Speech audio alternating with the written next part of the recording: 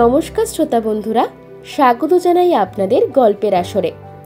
বাংলা সাহিত্যের গল্পের হীরকখনি থেকে তুলে আনা কিছু মণিমাণিক্যের সম্ভার নিয়ে তৈরি আমাদের গল্পের আসর।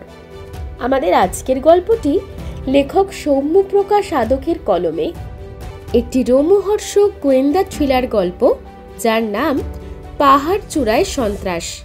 আপনারা পুরো গল্পটা শুনে যদি কমেন্ট করে বলে যান কেমন লাগলো, তাহলে বেশি কথা না বলে শুরু করা যাক আমাদের আজকের নিবেদন। ক্রিং ক্রিং শব্দে টেলিফোনটা বেজে উঠল। বারান্দায় বসে চা পান করছিল নিখিলেশ। সে উঠে গেল টেলিফোনটা ধরার জন্য। টেলিফোনটা তুলতেই একটা গম্ভীর গলা ভেসে এলো। কমিশনার অফ কলকাতা পুলিশের গম্ভীর গলা পাওয়া গেল। হ্যালো, আমি কি মিস্টার নিখিলেশ বাবুর সাথে কথা বলছি?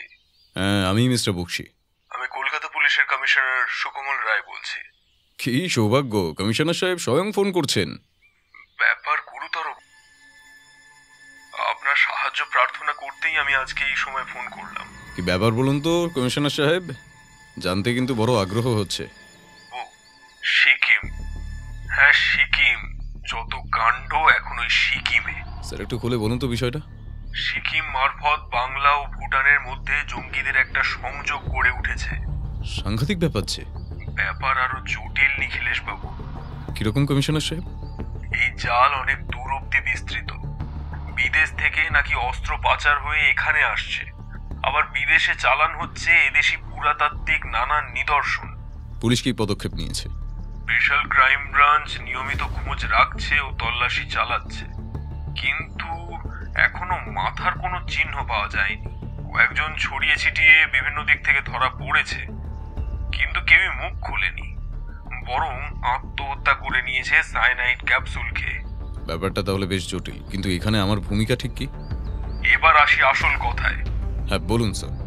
আমাদের সূত্র থেকে আমরা খবর পেয়েছি এই চক্রের মূল মাথা ফকির খানজামান এখন নাকি বাংলাতেই আছে। সর্বনাশ, বাংলাতে? সে এখন রয়েছে বাংলা সিকিম সীমান্ত অঞ্চলে, কিন্তু সে কোথায় তা জানা নেই এখন। পুলিশ অনেক তল্লাশি চালাচ্ছে, তবুও কোনো হদিশ নেই। এরই মধ্যে আবার আর একটা ব্যাপার হয়েছে। কি হয়েছে? জঙ্গিদের সেলের কেউ একজন একটা রেডিও সিগন্যালে স্পেশাল ফোর্সের একজন অফিসারকে বার্তা দিয়েছে। Radio signal? হ্যাঁ, রেডিও সিগন্যাল, যে পোর্টেবল রেডিও ট্রান্সমিটারগুলো এখন পাওয়া যায় সেই জিনিসের মাধ্যমে। আমাদের এসব দিকে ওর ব্যবহার নেই সেভাবে, তবে বর্ডার অঞ্চলে দ্বিতীয় বিশ্বযুদ্ধের পরে থেকেই ওই যন্ত্রের ব্যবহার আছে। আচ্ছা বুঝলাম, তো কি সেই বার্তা?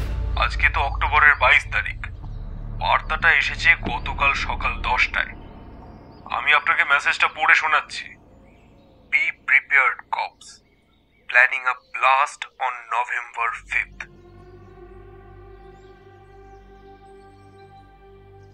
এক মিনিট, আপনাকে বাধা দিচ্ছি স্যার, কিন্তু কোনো জায়গায় কথা বলেনি ওরা? আরো একটা বাক্য আছে, তবে সেটা সাংকেতিক। হয়তো এটাই বিস্ফোরণ স্থলের হদিশ। আপনি বলতে থাকুন sir. A red name calls from one hill, a timeless hat from another. Both drown the mountains. Silence when footsteps gather together. One lives in daily chaos. One wakes louder on chosen days. Find the market where the crowd arrives before the sun finds the ways. বুঝলাম। দেখো, যেভাবেই হোক আমাদেরকে এই বিস্ফোরণ আটকাতে হবে। তাই কলকাতা পুলিশের সাহায্য চায় সিকিম সরকার। আমরাও সাহায্য করতে প্রস্তুত। আমাদের ব্যাকআপ ফোর্স হিসেবে প্রায় 100 জন পুলিশ আমরা ইতিমধ্যেই সিকিম সীমান্তে পাঠিয়েছি। আর স্পেশাল ইনভেস্টিগেশন দপ্তর থেকে থাকছেন অগ্নিশ্বর চৌধুরী নামের একজন অফিসার। আর এই অবস্থায় আপনাকে আমাদের সরকার ও পুলিশ দপ্তরের পক্ষ থেকে অনুরোধ, দয়া করে যদি আপনি আমাদের এই কেসে সাহায্য করেন তাহলে বাধিত হব। আরে আরে, আপনার এভাবে বলার দরকার নেই কমিশনার সাহেব। আমি দেশের একজন কর্তব্যপরায়ণ নাগরিক হিসেবে অবশ্যই আপনাদের অনুরোধ রাখবো, কিন্তু কবে যেতে হবে সেখানে আমাকে? আগামীকাল সন্ধ্যেতে ট্রেন। আপনার সাথে থাকবেন অফিসার অগ্নিশ্বর চৌধুরী। আর চিন্তার কারণ নেই নিখিলেশ বাবু, অমরজিৎ বাবুকেও আমরা চিনি। ওনাকেও আপনার সাথেই পাঠাবো। আমরা ওনারও টিকিটের ব্যবস্থা করেছি। অনেক ধন্যবাদ স্যার, কিন্তু আমার বন্ধুটির টিকিটের দরকার পড়বে না। সে এখানে নেই, সে তার পাবলিশার্সের দলের সঙ্গে বৃন্দাবন গেছে গত পরশু, ফিরবে প্রায় আরো দিন 15 পরে। আপনি কি আর কাউকে এই অপারেশনের সঙ্গে নিতে চান নিখিলেশ বাবু? না স্যার, অধিক সন্ন্যাসীতে গাজন নষ্ট করে লাভ নেই, আমরা দুজনেই ঠিক আছি। তথাস্তু, কোনো সমস্যা নেই। আপনি শুধু একবার আজকে বিকালের দিকে আমাদের হেডকোয়ার্টারে আসুন। যাবতীয় তথ্য কাগজপত্র সেখান থেকেই পাবেন। একটা ছোট মিটিং হবে, আমি থাকবো, অগ্নিশ্বর বাবু থাকবেন, আপনি থাকবেন, আর দেশের বিদেশ মন্ত্রকের একজন সদস্য থাকবেন। ঠিক আছে স্যার, তাই হবে। এখন তাহলে ডাকছি। টেলিফোনটা রেখে দিয়ে সোজা চলে গেল রান্নাঘরের দিকে। এই কি গো, কি হয়েছে? তোমাকে এতটা উত্তেজিত লাগছে কেন বলো তো? নিখিলেশ বৌঠানকে সবটা খুলে বলল। বৌঠানের মুখটা ভয়ে শুকনো হয়ে গেল। কিন্তু অবস্থা এমনই যে সেও ওকে বাধা দিতে পারবে না। জীবনের ঝুঁকি রয়েছে, কিন্তু কিছুই করার নেই। দেশের স্বার্থে ওকে যেতেই হবে। তবুও নিখিলেশ তাকে অভয় দেয় ও আশ্বাস দেয়। স্থির হলো আজকে রাতেই বৌঠান নিজের হাতে ওর ব্যাগপত্র গুছিয়ে দেবে। সব ঠিকঠাক থাকলে নিখিলেশ ফিরবে নভেম্বরের 7 তারিখ নাগাদ। শ্রোতা বন্ধুরা বুঝতেই পারছেন যে এই অভিযানে আমি অর্থাৎ অমরজিৎ বন্দ্যোপাধ্যায় আমার প্রাণপ্রিয় বন্ধুটির সঙ্গী হতে পারিনি। নিখিলেশ অভিযানে বেরোবার পূর্বরাত্রেই আমাকে টেলিগ্রামে সবটা জানায়। সে ঠিক করেছে বৌঠানকে সে তার দাদার বাড়িতে রেখে আসবে। আমাদের বাড়ির পাহাড়ায় থাকবে পুঁটিরাম। আমার ফেরা নভেম্বরের 9 তারিখ। তাই পরিকল্পনা মতো নিখিলেশ বিকালে গেল পুলিশ হেডকোয়ার্টার্সে। সেখানে বৈঠকের পূর্বে তার এই যাত্রার বিশেষ সঙ্গী অগ্নিশ্বর বাবুর সঙ্গে পরিচয় হলো। লোকটির নামটা যতটা না গম্ভীর, মানুষটা ঠিক ততটাই রসিক ও সাহসী। হ্যালো নিখিলেশ বাবু, আপনার কত শত কীর্তির কথা যে অমরজিৎ বাবুর লেখায় পড়েছি তার ইয়ত্তা নেই। আমাদের প্রথম কোলাবোরেশন যে এমন একটা জীবন মরণের সুতোয় দাঁড়িয়ে হবে তা ভাবতেই কিরকম অবাক লাগছে মশাই। অগ্নিশ্বর বাবুর বয়স বছর 45 হবে, অর্থাৎ ভায়ার থেকে তিনি প্রায় বছর 8 বড়। আপনার মতো একজন অভিজ্ঞ অফিসারকে সঙ্গী হিসেবে পেয়ে আমি অত্যন্ত খুশি অগ্নিশ্বর বাবু। অত বড় নামটা বারবার বলার কি দরকার বলো তো বাপু? শুধু অগ্নিদা বলে ডাকবে, ব্যাস, তাহলেই হবে। তবে তাই হোক অগ্নিদা, আপনি আমাকে শুধু ওই তুমি বলেই না হয় সম্বোধন করবেন, আমি তাতেই খুশি হব। এভাবেই এই অভিযানে পুলিশের 2 নায়কের মধ্যে আলাপচারিতা চলতে লাগলো। বৈঠক শেষে সরকারের পক্ষ থেকে নিখিলেশকে একটা রিভলভার ও তার উপযুক্ত 24টা গুলি এবং একটা কুঁকড়ি দেওয়া হলো, সাথে কেস সম্পর্কিত সব রকম তথ্য সংবলিত একটা ফাইল। বাড়ি ফিরে নিখিলেশ নিজের গোপন কিছু জিনিস গুছিয়ে নিল, আর সাথে নিতে ভুলল না তার নিজের রিভলভারটাও। পরের দিন সকালে সে বৌঠানকে নিয়ে এলো তার দাদার বাড়ি। সে নিজে বাড়ি থেকে শিয়ালদহ স্টেশনে যাওয়ার জন্য বের হলো সকাল 4:30 নাগাদ। 7টাতে ট্রেন, দার্জিলিং মেল, সোজা শিলিগুড়ি নামাবে কাল ভোরে। স্টেশনে অগ্নিদা ওর জন্য অপেক্ষা করছিল। ট্রেন ছাড়ার পরে দুজনে কেসটাকে নিয়ে আলোচনা পর্যালোচনা চালাতে লাগলো। নিখিলেশ, তুমি কি ধাঁধাটার মানে কিছু উদ্ধার করতে পারছো? দিনটা তো না হয় সকলের কাছেই পরিষ্কার। ওই টেরোরিস্টের দল আগামী 5ই নভেম্বর কোথাও হামলা চালাতে চায়, কিন্তু কোন জায়গায় সে আক্রমণটা হবে তা নিয়ে ওরা যে ধাঁধাটা বর্ণনা করেছে সেটাই খুব আশ্চর্যের। তুমি ঠিকই বলেছো অগ্নিদা, আর এদের সাহস এত বেড়ে গেছে আর অহংকার তো এমন চরম সীমায় পৌঁছেছে যে ওরা সরাসরি আমাদের বাংলা আর পুলিশি দপ্তরগুলোর দিকে চ্যালেঞ্জ ছুড়ে দিয়েছে। মানে ওরা নিশ্চিত যে আমরা ওদের সন্ধান কখনো পাবো না। ঠিকই বলছো ভাই, চলো আগে ওই ধাঁধাটা নিয়ে একটু মাথা ঘামানো যাক। তাই হোক। কি যেন ছিল ওটা? ওই তো, red name calls from one hill, a timeless heart from another. both drown the mountain's silence when footsteps gather together. এটাই ছিল প্রথম বাক্য। অর্থাৎ এটা যে পাহাড়ের বুকে কোনো একটা জায়গা সেটা স্পষ্ট। এবার খুঁজে বার করতে হবে সেটা কোন জায়গা, কারণ জঙ্গিদের আক্রমণের স্থলগুলি সাধারণত একটু লোকবহুল জায়গায় কিন্তু হয়ে থাকে। কিন্তু ভাই, সেরকম জায়গা তো কালিম্পং, দার্জিলিং আর সিকিম মিলে অনেক রয়েছে। তাহলে এমন অদ্ভুত ধাঁধা পাঠিয়ে রসিকতা করার মানেটা কি? রসিকতা নয়, আমাদের কিছু একটা ভাবতে ভুল হচ্ছে হয়তো। তুমি পরের বাক্যটা পড়ো তো দাদা। One lives in Delhi cause one wakes louder on chosen days. Find the market where the crowd arrives before the sun finds the ways. এই সংকেতে এই স্পষ্ট যে কোনো বড় বাজার বা ওই ধরনের এলাকার কথা বলা হচ্ছে এখানে। তার মানে এরপর আমাদের কাজ হবে কাল গন্তব্যে পৌঁছে পুলিশের কাছ থেকে জনবহুল এলাকার হদিশ চাওয়া, তাই তো? হ্যাঁ, ঠিক তাই। আমাদেরকে যেভাবেই হোক ওদের আটকাতে হবে, না হলে অনেকগুলো নিষ্পাপ প্রাণ মুহূর্তে শেষ হয়ে যাবে। এখানে কেস রিপোর্টে লালবাজার যা কিছু লিখেছে তা থেকে আরেকটা বিষয় স্পষ্ট হয় যে এই জঙ্গিদের দল কিন্তু বেশ আধুনিক। ওরা রেডিও ট্রান্সমিটার ব্যবহার করে পুলিশ ও গোয়েন্দা বিভাগকে চ্যালেঞ্জ করেছে। ঠিক তাই, ওরা ধূর্ত আর সাংঘাতিক, কারো প্রাণের তোয়াক্কা ওরা করে না। সুতরাং আমাদের খুব সাবধানে স্টেপ নিতে হবে। আমাদের পরিচয় কি পুলিশের লোক হিসেবেই হবে? না, একদম নয় দাদা। আমরা পুলিশের লোক জানলে বিপদ বাড়বে, বই কমবে না। তাই আমরা দুজন নেহাতি পর্যটক। আমার নাম হবে অনিল আর তুমি হলে গিয়ে অমল। দুজন পর্যটক নেহাতি ভ্রমণে এসেছি। এই ছলেই আমাদের কিন্তু কাজ করতে হবে। তাহলে অপারেশন স্টার্ট।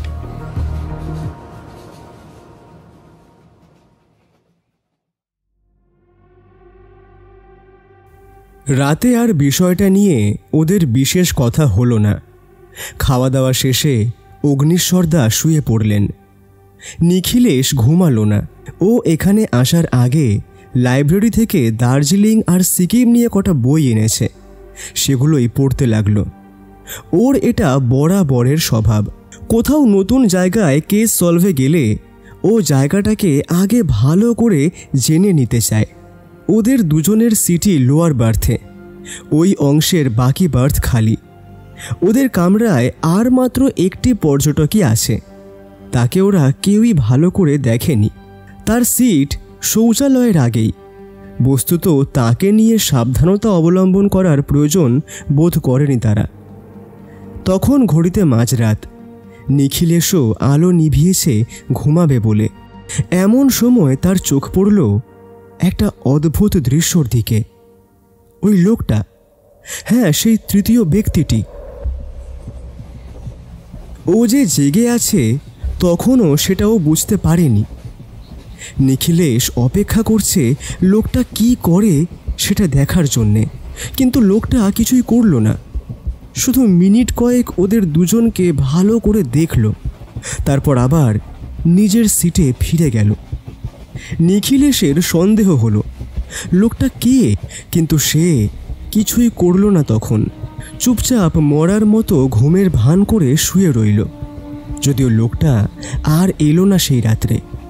কিন্তু সকালে উঠে 5টা নাগাদ ও দেখল লোকটা নেমে গিয়েছে।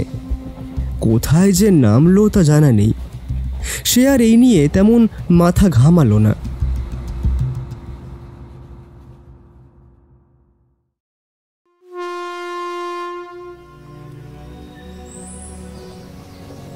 পাহাড়ি অঞ্চলের আঁকা বাঁকা পথে ট্রেন এগিয়ে চলেছে। ভোরের কুয়াশা এখনো পাহাড়ের ঢালে নরম চাদরের মতো লেগে আছে। হঠাৎ দূরের দিগন্তে সোনালি আলো ফুটে উঠতে শুরু করলো। সূর্য ধীরে ধীরে উঠছে। ট্রেনের জানালা দিয়ে দেখা যায় পাহাড়ের চূড়াগুলো সূর্যের প্রথম আলোয় যেন আগুনের রঙে রাঙা হয়ে উঠেছে। বাতাসে এক ধরনের শীতল সতেজতা, আর চারপাশে পাখিদের মৃদু ডাক। চলন্ত ট্রেনের তাল আর উদীয়মান সূর্যের আলো মিলে মিশে তৈরি করছে এক অপার্থিব শান্তি। যেন প্রকৃতি সেই মুহূর্তে নিজের দরজা খুলে দিয়েছে পথিকের জন্য। অগ্নিশ্বরদার ঘুম ভাঙল আরও আধ ঘন্টা বাদে। ওরা দুজন কফির কৌটো থেকে কফি বের করে ওদের সঙ্গে থাকা ছোট হিটারে জল চাপালো। এবার আর ঘন্টা দুয়েক এর মধ্যেই ট্রেন ঢুকবে স্টেশনে। কথা আছে সেখানে একটি গাড়ি ওদের জন্য অপেক্ষা করবে। পুলিশের গাড়ি নয়, সাধারণ গাড়ি। সেটা করেই তারা প্রথমে যাবে দার্জিলিং, আর পরের প্ল্যান অফ অ্যাকশন ওখানেই ঠিক হবে। দাদা স্টেশন এসে গেছে, চলুন নামতে হবে। হ্যাঁ হ্যাঁ, চলো চলো, নামা যাক ভাই। আগে স্টেশনের পাশে একটা ভালো দোকান দেখে গরম চা খেতে হবে, তাহলে গাটা কিরকম ম্যাচ ম্যাচ করছে। তা যা বলেছ, চলো সামনে এগোই।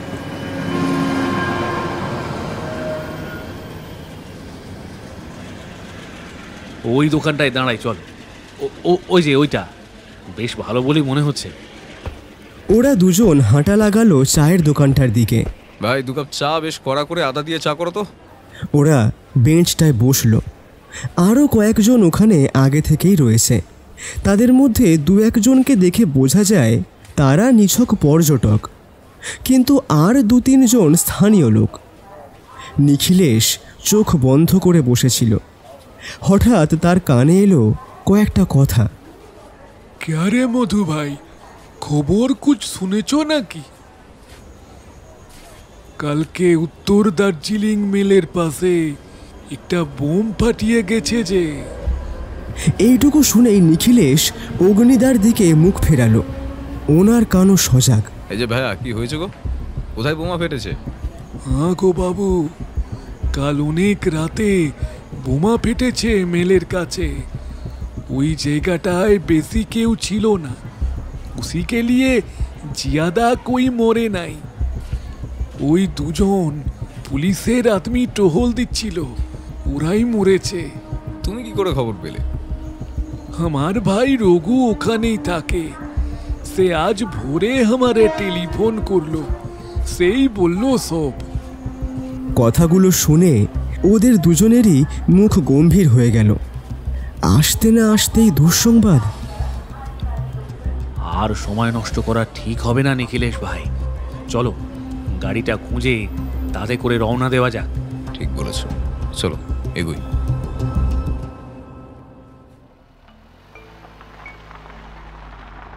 গাড়িটা খুঁজে পেতে সমস্যা হলো না। ড্রাইভারের নাম পবন মাহাতো, উড়িয়া, তবে বাংলা ভালোই বোঝে। সে জানে ওরা কারা আর কেন আসছে। ও পুলিশেরই ড্রাইভার, শুধু গাড়িটা সাধারণ ভাড়া করা গাড়ি। কথা বলে জানা গেল ও এই বিস্ফোরণ নিয়ে জানে না কিছুই। গাড়ি এগোতে লাগলো। 8টায় গাড়ি স্টার্ট হয়েছে। শিলিগুড়ি থেকে দার্জিলিংয়ের পথে গাড়ি উঠতে শুরু করতেই পাহাড়ি রাস্তার স্বভাবসুলভ নীরব সৌন্দর্য চোখে পড়ে। 2 ধারের ঘন সবুজে ছাওয়া বনানী হঠাৎ হঠাৎ ফাঁকা করে দেওয়ায় দূরের নীলচে পাহাড়গুলো দেখা যায়। রাস্তা আঁকা বাঁকা, একদিকে গভীর খাদ, অন্যদিকে সুউচ্চ ঢাল, যার গায়ে লেগে থাকা মেঘ যেন হাত বাড়ালেই ছুঁয়ে ফেলা যায়। মাঝে মধ্যে ছোট জলধারার কলকল শব্দ ভেসে আসে, আর চায়ের বাগানগুলোর সারি সাজানো সবুজ ঢেউয়ের মতো এগিয়ে চলে অনেক দূর পর্যন্ত। পাহাড়ি ঠান্ডা হাওয়া কাঁচের জানালায় আঘাত করে সতেজ অনুভূতি এনে দেয়। পথের ধারে ছড়িয়ে থাকা ছোট ছোট দোকানে গরম চায়ের গন্ধ যেন পথিককে থামতে ডাক দেয়। দূরে টয় ট্রেনের হুইসেল ভেসে আসে, পাহাড়ি নীরবতাকে আরও মনোরম করে তোলে। পুরো পরিবেশটা এক শান্ত মায়াময় স্বপ্নে ভরা যাত্রার অনুভূতি এনে দেয়। কিন্তু গাড়ির যাত্রীদের সেদিকে ভ্রুক্ষেপ নেই। ওদের মাথায় তখন অন্য চিন্তা ঘুরছে। হঠাৎ দেখা গেল একটা জটলা, জনাকুড়ি লোকের ভিড়। ওদের আগের কয়েকটা গাড়িও দাঁড়িয়ে গিয়েছে। কি হলো আবার? কি হলো বলো তো ভাই নিখিলেশ? কিছু একটা ঘোরালো ব্যাপার বলেই মনে হচ্ছে। এই যে পবন, একবার গিয়ে দেখো তো কি হয়েছে। ড্রাইভার পবন মাহাতো সঙ্গে সঙ্গে গাড়ি থেকে নেমে সেই ঘটনাস্থলের দিকে অগ্রসর হলো। নিখিলেশের মনে তখন দানা বাঁধছে সন্দেহের অন্ধকার। ঠিক তখনই একটা অবাঙালি লোক ওদের গাড়ির কাছে এসে দাঁড়ালো। বলল, भैया जी गाड़ी घुमा लीजिए, आगे रास्ता बंद है। কি হয়েছে বলুন তো? আপনারা বুঝি বাঙালি আদমি আছেন? হ্যাঁ, আপনি? আমি বাঙালি নই দাদা ভাইরা, আমার দেশ গুজরাট, ধর্মেন্দ্র আগরওয়াল। নমস্কার আগরওয়ালজি, আপনি তো বেশ ভালো বাংলা বলেন দেখছি। তা ওই একটু একটু পারি বটে। আজ 15 সাল এখানেই আছি, বাংলা তো জানতেই হবে দাদা। তা আপনাদের নাম দাম কি আছে বাবুরা? আমি অনিল চৌধুরী, আর উনি আমার দাদা অমল রায়। বাবা, তা এখানে কি ঘুরতে নাকি? হ্যাঁ আগরওয়ালজি, দার্জিলিং, কালিম্পং, সিকিম একটু ঘুরে প্রকৃতির বুকে আর সময় কাটানো আর কি। বাবা, বেশ বেশ বেশ। অগ্নিশ্বরদার এই খেজুরে আলাপ ভালো লাগছিল না, তাই তিনি এবার মাঝখানেই কথা বললেন। আচ্ছা, ওই জায়গাটায় হয়েছেটা কি? ওহো, দেখেন দেখেন দেখেন, আপনাদের আসল জবাবটাই তো দিতে ভুলিয়ে গিয়েছি। ওখানে একটা লাশ মিলেছে, পাহাড় থেকে লাফ মেরে আত্মহত্যা করিয়েছে। এসব এখানে আকচার হয় বাবুরা, পুলিশ এসেছে, ওসব ওরাই খুঁজছে। বলেন কি, ব্যাপার যে সাংঘাতিক। না না, সেরম কিছু নয়, এ তো এখানকার রোজকার অনিল বাবু। আপনি কি এখানেই কোথাও থাকেন নাকি? আমার ঘর কিছুটা দূরে, এখানে আমার নার্সারি আছে, ওখানেই যাচ্ছিলাম। আমার বাড়ি মেলের থেকে প্রায় আধ ঘন্টা হবে, কিন্তু নার্সারিটা মেলের কাছেই। এখন গাড়ি ঘুরিয়ে ওখানেই যাব, আপনারা চলেন না, ওখান দিয়েই তো মেল। আমাদের হোটেলে না হয় উঠবেন? না দাদা, আমাদের হোটেল বুক করা আছে, আপনার নার্সারি না হয় একদিন ঘুরে আসা যাবে। চলো নিখিলেশ, একবার ওখানটা দেখে আসি। ততক্ষণে ধর্মেন্দ্র যে চলে গিয়েছেন। নিখিলেশ আর অগ্নিশ্বরদা নেমে দাঁড়ালেন, হেঁটে এগিয়ে গেলেন সেই জটলার দিকে। অগ্নিদার চোখে পড়ল আগরওয়ালজির নিজের গাড়ি থেকে ওদের দিকেই তাকিয়ে আছেন। হয়তো পুলিশের সঙ্গে আগ বাড়িয়ে কথা বলতে যাচ্ছি দেখে অবাক হচ্ছেন। মিনিট দুয়েক হেঁটেই লাশের কাছে পৌঁছল ওরা। এই যে নিখিলেশ, অফিসারের কাঁকে উর্দিতে কি নাম লেখা আছে দেখছো? বিষয়টা আমার চোখ এড়ায়নি। ওনার নাম ইমরান হোসেন। এনার সঙ্গেই আমাদের দেখা করতে হতো দার্জিলিং পৌঁছে। লালবাজার থেকে তো তেমনটাই বলা হয়েছে। উনি আমাদের প্রাথমিক তদন্তে সাহায্য করবেন। চলো, ওকে ডাকি আমরা।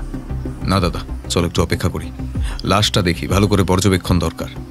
আর অফিসার যেন কাকে কি একটা নিয়ে ধমকাচ্ছেন ওদিকে। নিখিলেশ ও অগ্নিশ্বরদা লাশটা ভালো করে নিরীক্ষণ করতে লাগলো। ভিকটিম একজন পুরুষ, বয়স 50-এর ঘরে, মাথা ফেটে গিয়েছে, কাঁচা রক্ত তখনও গড়াচ্ছে, হাতেও নানা জায়গায় ক্ষত, সম্ভবত অনেক উঁচু থেকে গড়িয়ে পড়েছেন।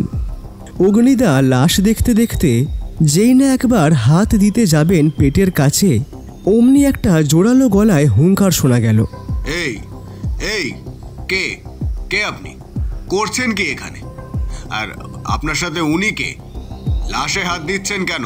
কি চাই?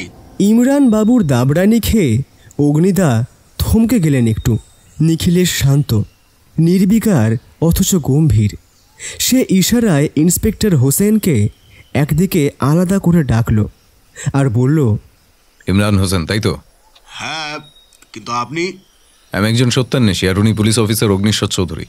আমরা লালবাজারের স্পেশাল ডিপার্টমেন্ট থেকে আসছি। হয়তো আর একটু বাদেই আপনার সঙ্গে আমাদের দেখা হতো, কিন্তু যাই হোক, এখন সেটা একটা অবাঞ্ছিত পরিস্থিতিতে হচ্ছে। আরে আগে বলবেন তো মশাই, আপনি সেই বিখ্যাত নিখিলেশ। যাক, আর চিন্তা নেই, পাহাড়ের রানীর বিপদ এবার কাটবে তাহলে। ইন্সপেক্টর হোসেন, এখন এসব না হয় থাক, এখানে ঘটনাটা কি হয়েছে সেটাই বলুন। ব্যাপার সেরকম কিছু নয় নিখিলেশ বাবু। এই লোকটা পাহাড় থেকে লাফ মেরে আত্মহত্যা করেছে, এটা পাহাড়ে প্রায়ই হয়ে থাকে। আপনি কাকে ধমকাচ্ছিলেন দেখলাম যে? ওই ছোকরাটা, ওর নাম রাহুল শেরপা। লাশের হাত থেকে সোনার চেন খুলে নিচ্ছিল, তখন ধরা পড়েছে। তাই এখন ছাড়া পেতে ধানাই পানাই। আপনারা এখানে অপেক্ষা করুন, আমি লাশ চালান দেওয়ার পর ব্যবস্থা করে আসি। দাঁড়ান হোসেন সাহেব, এটা আত্মহত্যা নয়, খুন। হোয়াট? মার্ডার? কিন্তু আপনি বুঝছেন কি করে? একটু ভালো করে লক্ষ্য করলে আপনিও টের পেতেন হোসেন সাহেব। লাশের পেটের কাছটা দেখুন, কেমন রক্তাক্ত হয়ে আছে, সম্ভবত ছুরির আঘাত। আর আঘাত হানার পর লাশকে জামা পরানোর চেষ্টা হয়েছে, অর্থাৎ অন্যত্র খুন করে এখানে ধাক্কা দিয়ে ফেলে গেছে আসামি। নিখিলেশের কথা শুনে ইমরান হোসেনেরও চোখ কপালে উঠল। তিনি পুলিশ অফিসার, কিন্তু এটা লক্ষ্য করলেন না কেন? আপনাকে নিয়ে যা শুনেছিলাম তা প্রকৃতই সত্যি নিখিলেশ বাবু।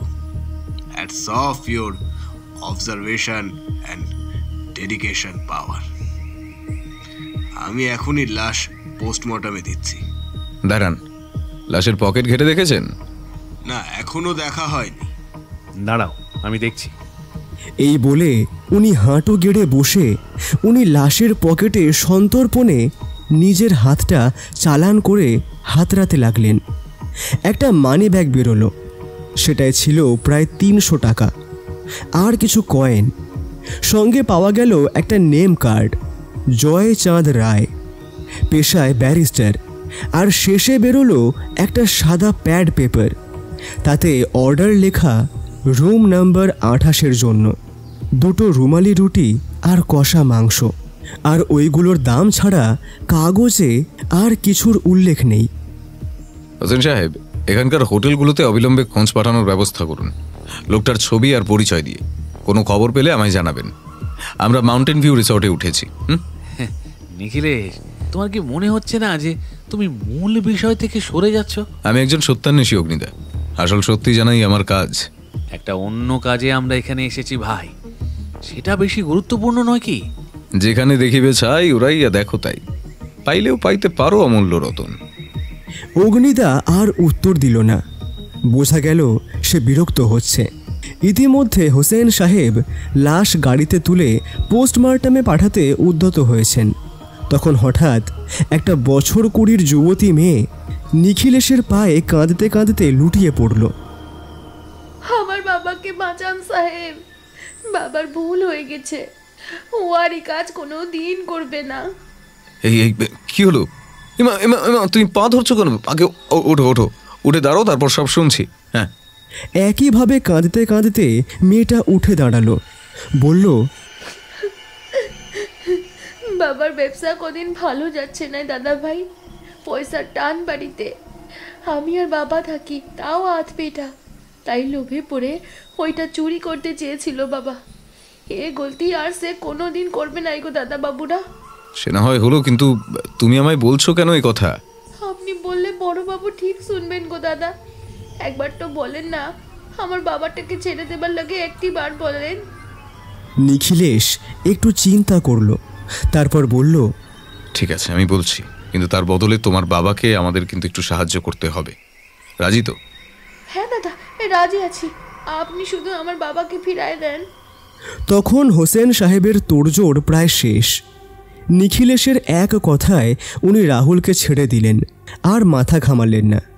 রাহুল শেরপার বয়স 45-এর কাছাকাছি। সে নিখিলেশকে চোখে জল নিয়ে কৃতজ্ঞতা জানিয়ে ক্ষমা চাইতে এলে নিখিলেশ ওকে মাউন্টেন ভিউ হোটেলে দেখা করতে বলে বিকালে। নিখিলেশদের গাড়ি আবার যাত্রা শুরু করলো। মাত্র মিনিট 20-র মধ্যেই ওরা হোটেলে পৌঁছলো। এখন বিশ্রাম চাই, বিকেলে উঠে বাকি কাজ হবে। রাত্রের ট্রেন জার্নির ধকল নিরাময় করতে এখন সুনিদ্রার দরকার।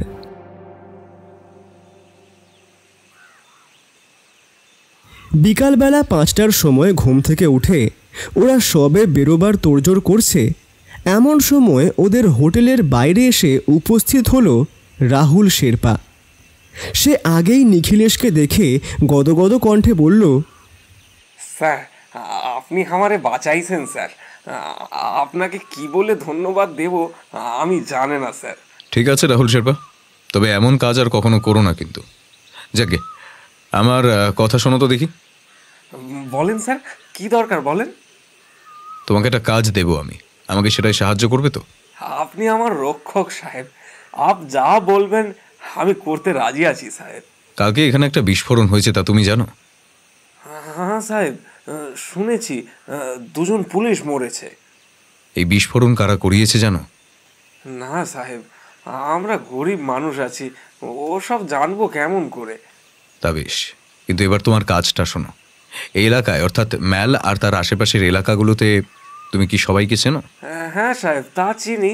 আজ প্রায় 25 সাল এখানে আছি, সব অলিগলি জানি। বাহ, এটাই আমার দরকার ছিল। তোমাকে এই এলাকায় নজর রাখতে হবে। সব কিছু ভালো করে শোনো। কোনো কিছু যদি অস্বাভাবিক দেখো তখনই আমায় জানাবে, বুঝলে?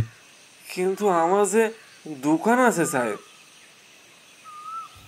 রাহুল শেরপা একটু দ্বিধায় পড়ল। এদিকে অগ্নিশ্বরদা কিছুই বুঝতে পারছেন না যে নিখিলেশ কি করতে চাইছে। তিনি অধৈর্য হয়ে বললেন, এই তোমার মতলবটা কি বলো তো ভাই? দেখোই না কি হয়। আমি জানি তুমি হয়তো আমার কাজের ধরনের সঙ্গে পরিচিত নও, কিন্তু আমার কাজ আমি এই পথেই চালাবো। আশা করি এবারেও তাতে ফল হবে। একটু ধৈর্য ধরো। ঠিক আছে, তবে তাই। এক টিম থেকে তো আর পৃথক কাজ হয় না। তবে হ্যাঁ, একটু নজর রেখো যাতে আমরা আমাদের ভাবনার কেন্দ্র থেকে বিচ্যুত না হই। মাথায় থাকবে। বেশ কিছুক্ষণ ভাবনা চিন্তা করে রাহুল শেরপা নিখিলেশের প্রস্তাবে রাজি হলো। সঙ্গে সঙ্গে নিখিলেশ ওকে 200 টাকা হাতে গুঁজে দিল। রাহুল শেরপা মহা খুশি।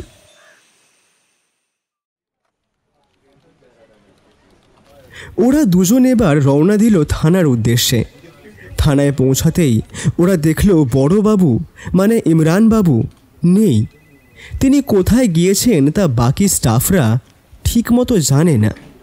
প্রায় আধ ঘন্টা পরে হুসেন সাহেব ফিরলেন, হাতে এক গোছা কাগজ। আরে নিখিলেশ বাবু, আপনারা এখানে? যাক, ভালোই হলো। আমি হয়তো আপনাদের কাছে যেতাম।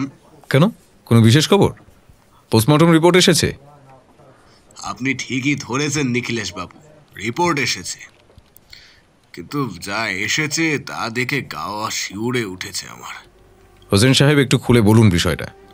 লোকটার 2টো কিডনি চুরি করা হয়েছে, সাথে চোখের কর্নিয়া আর লিভার। ব্যাপারটা মোটেই ভালো ঠেকছে না মশাই। Organ trafficking. আমিও তো ধরতে পারছি না, কিন্তু আমার নিজের উপর একটু রাগও হচ্ছে। আসলে এরকম আরো 3-4টে লাশ পাওয়া গিয়েছিল শেষ 2 মাসের মধ্যে। সেগুলো নেহাত আত্মহত্যা ভেবে আমি আর পোস্টমর্টম করাইনি। আমার সন্দেহ যে ওইগুলো হয়তো এরকমই কোনো কেস ছিল। সে কি, পোস্টমর্টম করেননি? আমাদের কলকাতা পুলিশ তো যে কোনো আনন্যাচারাল ডেথেই তদন্ত, পোস্টমর্টম এগুলো করায়। আই এম এক্সট্রিমলি সরি, আমারই গলতি হয়েছে এখানে। যেটা হয়ে গেছে সেটা নিয়ে আর ভাবা এখন বৃথা হোসেন সাহেব।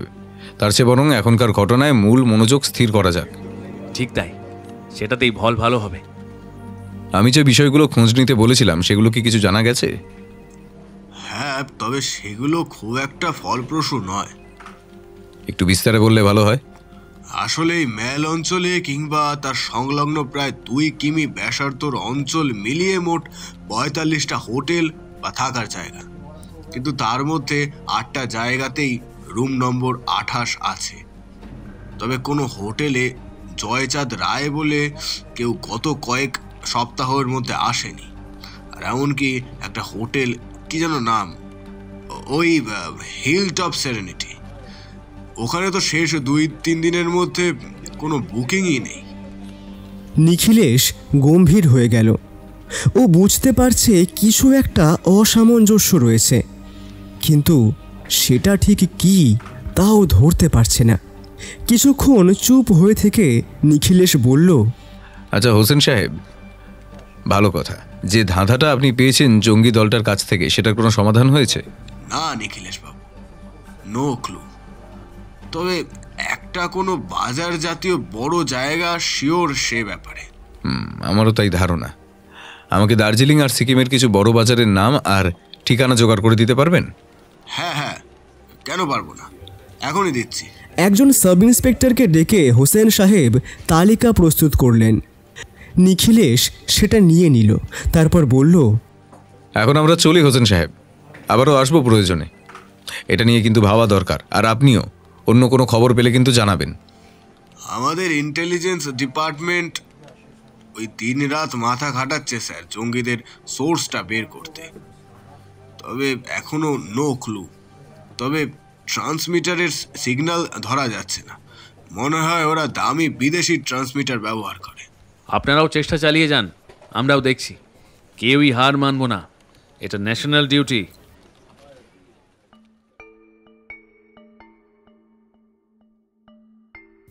এই বলে থানা থেকে বেরিয়ে প্রয়োজনীয় কিছু কেনাকাটা সেরে ওরা বাড়ি ফিরল। এরপর থেকে 3-4টে দিন কোনো বিশেষ ঘটনা ঘটল না। নিখিলেশ আর অগ্নিদা নিরন্তর মাথা খাটাচ্ছে হামলার জায়গাটা বের করতে। এর মধ্যে রাহুল শেরপাও আর আসেনি। নতুন কোনো খবর নেই হয়তো। ইতিমধ্যে নিখিলেশ খবর নিয়েছে সেই বিস্ফোরণটার ব্যাপারে। ওই বিস্ফোরণ যেটা ঘটেছিল ওরা যেদিন এলো সেদিন সকালে। পুলিশ বুঝেছে ওটা RDX দিয়ে ঘটানো হয়েছে। জঙ্গিদের দলটা যে মারাত্মক আর নৃশংস তাতে কোনো সন্দেহ নেই, কিন্তু ওরা পরের মারাত্মক পরিকল্পনাটা কোথায় তৈরি করছে তা জানা নেই। ভাই নিখিলেশ, আজকে তো 28 তারিখ হয়ে গেল, কিন্তু আমরা তো কিছুই কিনারা করতে পারছি না। এখনো তো মাথায় কিছু আসছে না দাদা, অপেক্ষা ছাড়া গতি নেই। আচ্ছা, পুলিশকে যদি সর্বত্র চিরুনি তল্লাশি করতে বলা হয়? তাতে লাভ নেই, খড়ের গাদায় খোঁজ খোঁজার মতো ব্যাপার। তাহলে এখন উপায় কি? শুধু মাথা খাটানো, আর কিছুই না। হ্যাঁ, রাহুল শেরপা কিছু খবর এনে দেয় কিনা তাতেও চোখ রাখা দরকার। ঠিক।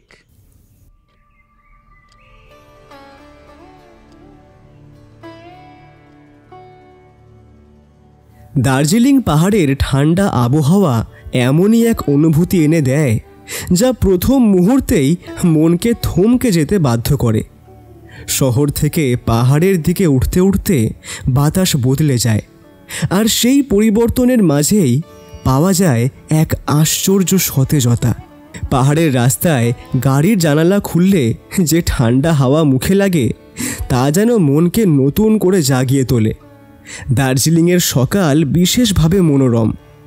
ভোরের নরম আলো যখন ধীরে ধীরে পাহাড়ের চূড়ায় পড়ে, দূরে কাঞ্চনজঙ্ঘা সোনালি আভায় আলোকিত হয়ে ওঠে, সেই দৃশ্য একবার দেখলে মনে গেঁথে থাকে অনেক দিন।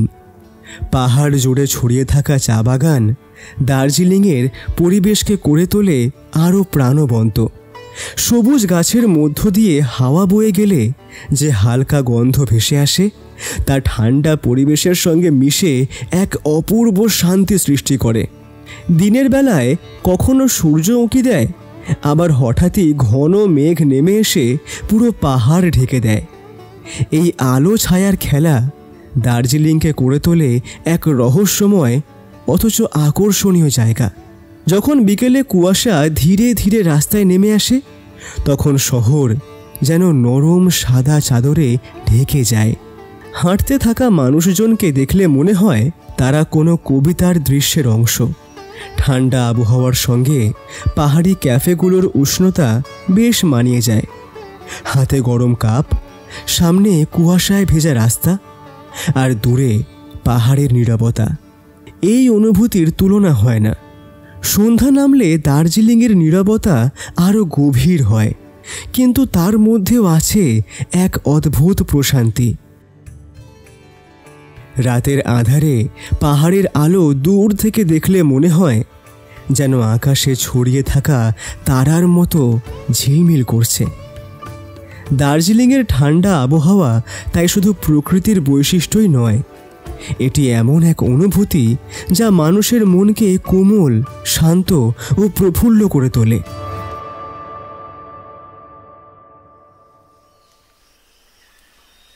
আজ 29 তারিখ। নিখিলেশ সকালে 1 কাপ গরম কফি নিয়ে একটা বই পড়ছিল। হঠাৎ তার চোখ আটকে গেল বইয়ের একটা পাতায়। অগ্নিদা এদিকে এসো, এই দেখো, মনে হচ্ছে একটা ক্লু পেয়েছি, তাড়াতাড়ি। কি বলছো? এখানে বসে বসে ক্লু? তাও আবার বই দেখে? হ্যাঁ, এই বই থেকেই পেয়েছি, দারুণ ক্লু। এই দেখো। কই দেখাও। এই দেখো, এখানে ডান দিকের পাতার শেষে, ওই যে 3য় লাইন শেষ থেকে, ওই দেখো। অগ্নিদা লাইনটা পড়লেন। তাতে লেখা, ঐতিহ্যশালী MG রোড বাজারের আদি নাম লাল বাজার। এটা রয়েছে গ্যাংটকে। হ্যাঁ, কিন্তু কি হবে এটা জেনে? দাদা বুঝলে না, দাদার শুরুতে বলা ছিল রেড শব্দটা, তার মানে ওরা লাল বাজার বোঝাতে চাইছে। এই বলে নিখিলেশ বইয়ের বাকি লেখাটা পড়তে শুরু করলো। গ্যাংটকের জনবহুল লালবাজার শহরের প্রাণকেন্দ্র, রং ও শব্দ, গন্ধ আর মানুষের ভিড়ে ভরপুর এক জীবন্ত বাজার। সকাল হতেই এখানে শুরু হয় ব্যস্ততা। পাহাড়ি রোদ নেমে আসার সঙ্গে সঙ্গে দোকানগুলো খুলতে থাকে, আর বিভিন্ন দিক থেকে মানুষজন ভিড় জমায়। কেউ যাচ্ছে কাজে, কেউ আবার বাজার করতে এসেছে। লালবাজারের রাস্তাগুলো সরু হলেও যেন সবসময় শক্তিতে ভরা। এখানে স্থানীয় সবজির দোকান, তাজা ফল, পাহাড়ি মশলার প্যাকেট, তিব্বতী শুকনো খাবার, নোনতা চিজ, ঘরে বানানো আচার সবই মেলে। দোকানিরা হাসি মুখে ডাকে, দাম বলেন, আর পর্যটকদের সঙ্গে কথা বলে পরিবেশকে আরও আনন্দময় করে তোলে। বাজারের গভীরে যেতে যেতে শোনা যায় দর কষাকষির শব্দ। আবার কোথাও কোনো দোকানে বাজছে নরম সিকিমিজ বা নেপালি গান। লালবাজারের একটি বিশেষ আকর্ষণ হলো এখানে পাওয়া যায় স্থানীয়দের দৈনন্দিন জীবনের ছোঁয়া। তাদের পোশাক, খাবার, ভাষা, ব্যবহার সবই যেন পাহাড়ি সংস্কৃতির বাস্তব ছবি তুলে ধরে। অনেক দোকানে মেলে মোমো, থুকপা, ফ্রাইড রাইসের মতো গরম খাবার, যা ঠান্ডা পাহাড়ি আবহাওয়ার সঙ্গে একদম মানানসই। খাবারের গন্ধ বাতাসে মিশে সবার মন আরও প্রফুল্ল করে। বিকেলের দিকে ভিড় বাড়ে আরও বেশি। স্কুল শেষে ছাত্রছাত্রী, অফিসের মানুষ, পর্যটক সবাই একসঙ্গে মিলে বাজারটাকে আরও জীবন্ত করে তোলে। আলো জ্বলে উঠলে লালবাজার যেন আরও রঙিন হয়ে ওঠে। চকচক করা দোকান, আলোয় আলোকিত ফলের স্টল, আর মানুষের হাসির শব্দে ভরে যায় পুরো এলাকা। সত্যি বলতে গ্যাংটকের লালবাজার শুধু একটি বাজার নয়, এটি শহরের হৃদস্পন্দন। এখানে এসে বোঝা যায় পাহাড়ি মানুষের সহজ সরল জীবনযাপন, তাদের হাসি, তাদের ব্যস্ততা, আর তাদের সংস্কৃতির উষ্ণতা। অর্থাৎ বুঝতে পারছো দাদা, জায়গাটা একটা বিস্ফোরণ ঘটানোর জন্য ওই জঙ্গিদের কাছে কতটা উপযুক্ত। সাংঘাতিক ব্যাপার। তাহলে তো ওখানে খোঁজ খবর চালাতে হয়। আমি আর একটু ভেবে নিয়ে হোসেন সাহেবকে ফোন করছি, ওনাকে নির্দেশগুলো দেব। বেলা প্রায় 10:30। নিখিলেশ টেলিফোন করল ইমরান হোসেন সাহেবকে। তাকে সব কথা বলল। ঠিক আছে নিখিলেশ বাবু, আমি আপনার কথা বুঝতে পেরেছি। আমি কালকে গ্যাংটকে ফোর্স পাঠাচ্ছি। আপনার কথা মতন আমি 5টা ফোর্স 5 জায়গায় পাঠাবো। প্রতিটা দলে থাকবে 6 জন করে লোক। একজন করে লোক এসআই, আরেকজন করে ইন্টেলিজেন্সের লোক থাকবে, সাথে থাকবে একজন করে বোম স্কোয়াডের লোক। আমি এখনই পরিকল্পনা করছি। সত্যি ধন্য আপনার জ্ঞান মশাই। ঠিক আছে হোসেন সাহেব, কোনো নতুন খবর পেলে আমাকে জানাবেন। আমি এদিকের পরিস্থিতি দেখছি।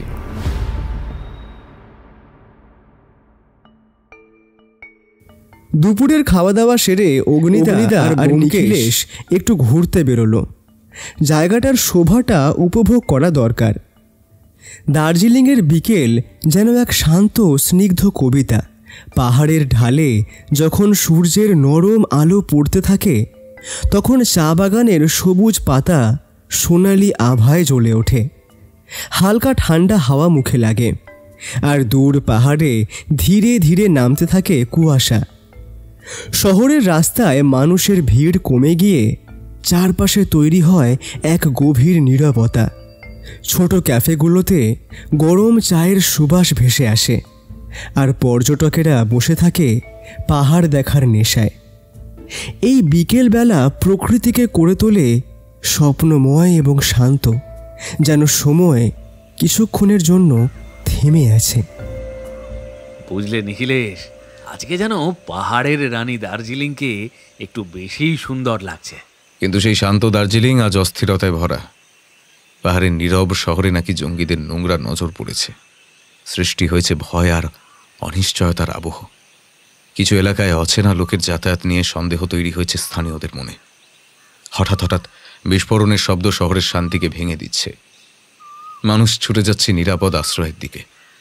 দোকানপাট আগে ভাগে বন্ধ হচ্ছে, রাস্তায় নেমেছে নিরাপত্তা বাহিনী। পর্যটকেরা অনেকেই আতঙ্কে হোটেলেই আটকে থাকছে। পাহাড়ের স্বপ্নময় সৌন্দর্যের সঙ্গে ভয় মিশে তৈরি হয়েছে এক অদ্ভুত অস্বস্তি, যেখানে প্রকৃতি শান্ত কিন্তু মানুষের মন অশান্ত। যেন রানী আজ অসহায়, আর আমাদের কাজ রানীকে মুক্তি দেওয়া।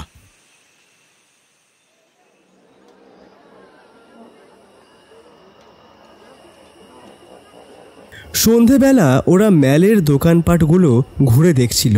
হঠাৎ একটা আওয়াজ নিখিলেশের কানে এলো।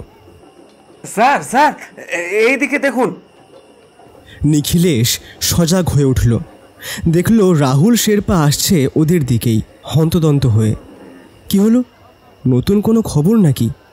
উস্কো খুস্কো চুলে রাহুল শেরপা যেন ঝড়ের মতো ছুটে আসছে নিখিলেশের দিকে।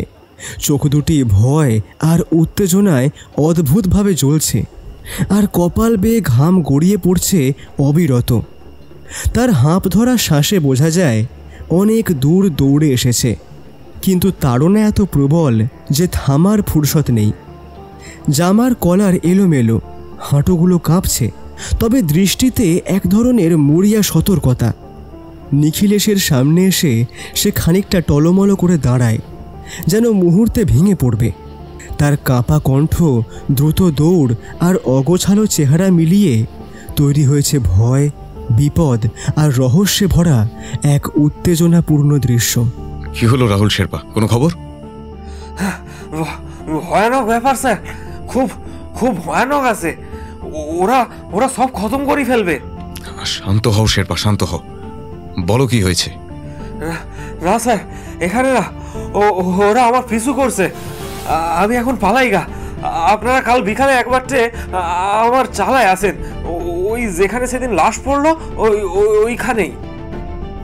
নিখিলেশকে আর কিছু বলার সুযোগ না দিয়েই সে অদৃশ্য হলো। ব্যাপারখানা কি বলো তো নিখিলেশ ভাই, লোকটা ওরকম করে চলে গেল, গন্ডগোল ঠেকছে। খুব সম্ভবত রাহুল শেরপা খুব গোপন কিছু একটা জেনে ফেলেছে, আর যারা এই গোপন কাজটার সঙ্গে জড়িত তারা সেটা টের পেয়েছে আর ওর পিছু নিয়ে এখানে এসেছে। আর আমি বলবো ভালোই বুদ্ধি করেছে রাহুল শেরপা।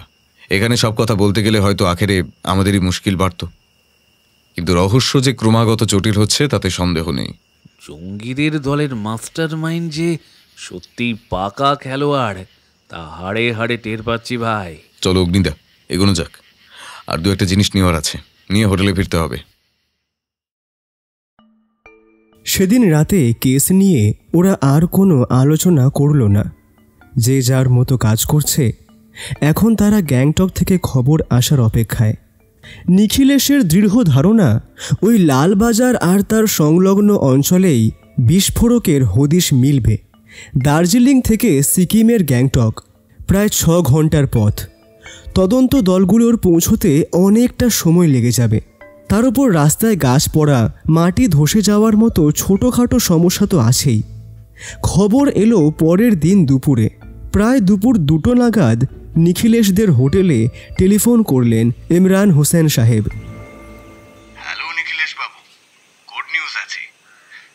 আমাদের 5টা দলের মধ্যে দ্বিতীয় দল প্রায় 6 কেজি আরটিএক্স বাজেয়াপ্ত করেছে লালবাজারের কাছে একটা বস্তির ঘর থেকে। বাহ, ভালো খবর শোনালেন স্যার। কিন্তু ওরা কি কাউকে গ্রেফতার করতে পেরেছে? নো নিখিলেশ বাবু, কেউ ছিল না ঘরটায়। অ্যারেস্ট কাউকেই করা যায়নি। বুঝলাম। আপনাদের সাফল্যকে কুর্নিশ জানাই, কিন্তু ওখানে নজরদারি কমাবেন না। আর সম্ভব হলে খোঁজ নেবার চেষ্টা করুন যে ওই ঘরটায় কে থাকতো বা কে আসা যাওয়া করে। তাকে ধরতে পারলেও কিন্তু মূল চক্রীর নাগালের কিছুটা কাছে পৌঁছানো সম্ভব। ঠিক আছে নিখিলেশ বাবু, তাই হবে। কিন্তু আপনার কি ধারণা এখানে আরো কিছু ঘটতে পারে? হোসেন সাহেব, ধারণাকে কেন্দ্র করে তদন্ত চালালে তা সঠিক নাও হতে পারে। আমি কথাটা বললাম কারণ সাবধানেরও মার নেই। আমরা ওখানে তদারকি যত করা রাখবো, জঙ্গিরা তত মুশকিলে পড়বে। আর পুলিশ যে ওদের বিস্ফোরক বাজেয়াপ্ত করেছে সে খবর নিশ্চয়ই ওরা পাবে বা এতক্ষণে পেয়ে গেছে। তাই ওদেরকে কখনোই লঘু করে আমরা কিন্তু দেখতে পারি না। ঠিক আছে নিখিলেশ বাবু, তাহলে এখন রাখলাম। ঠিক আছে হোসেন সাহেব। নিখিলেশ, তাহলে তো কাজ হয়েই গেল। এবার কি আমরা কলকাতায় ফিরবো? নিখিলেশ অগ্নিদার কথার কোনো উত্তর দিল না। সে কিছু একটা ভাবছে আর ক্রমেই চিন্তিত হয়ে উঠছে। কিন্তু ওর মাথায় যে কি চলছে তা অগ্নিদা বুঝতে পারলেন না। প্রায় মিনিট 20 মৌনব্রত রাখার পর নিখিলেশ বলল, না দাদা, এখনই ফিরলে চলবে না। আমার ধারণা আরও কিছু ঘটতে চলেছে, আর যা ঘটতে যাচ্ছে তা আমাদের পক্ষে সুখকর নয়। কি ঘটবে বলে মনে হচ্ছে তোমার? এখনও ঠিক জানি না দাদা, কিন্তু আমার মন বলছে পরিস্থিতি ভালো নয়। একবার দেখি বিকেলে আবার রাহুল শেরপা কি খবর দেয়।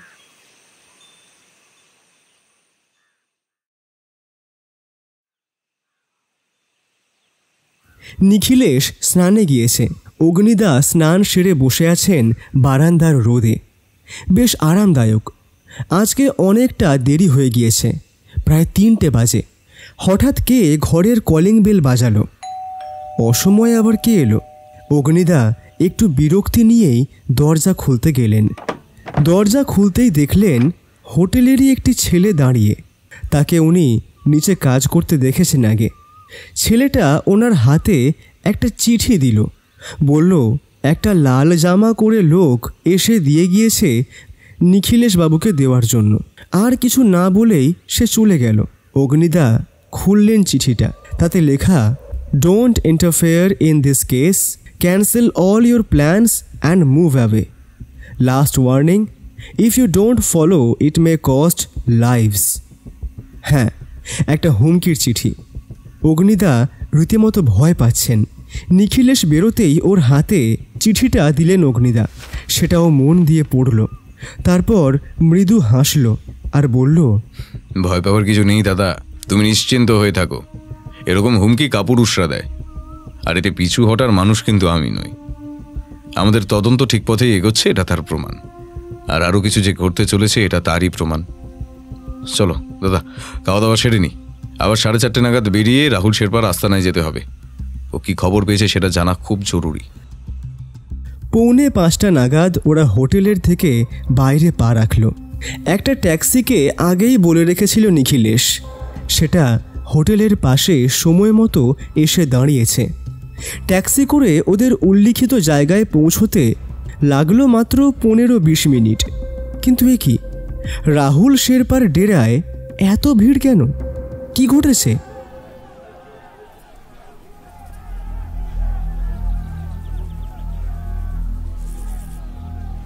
এই নিখিলেশ, ওখানে কি হয়েছে বলো তো?